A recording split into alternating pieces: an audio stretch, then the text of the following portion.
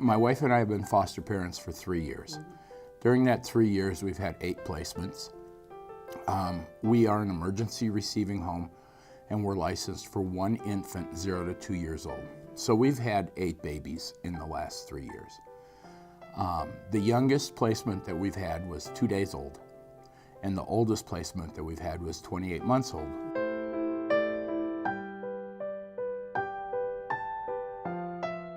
We cannot, as a society, refuse to take care of these kids. I would ask you to think, what would happen to your children if you were someplace where you had no family, you had no relatives that could care for your child, and something happened where you could not take care of that child? Would you want your child in a group home?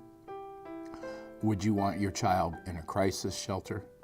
Or would you want your child cared for by adults who have made a commitment to take that child in, regardless of the circumstance, and love them as if they were their own child, until they can either be returned to the family of birth or placed with a family that will give them a home?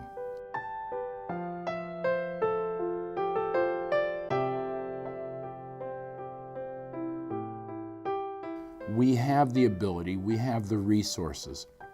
This is not the time for our legislators to be shy. There are foster parents, especially of older youth and teens, who are desperately in need of that to provide social interaction for their kids.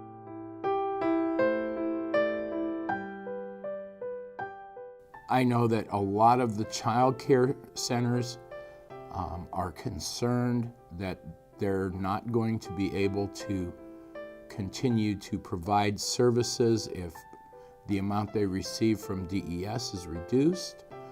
Staff will be affected, and it's a snowball effect on what happens to our kids.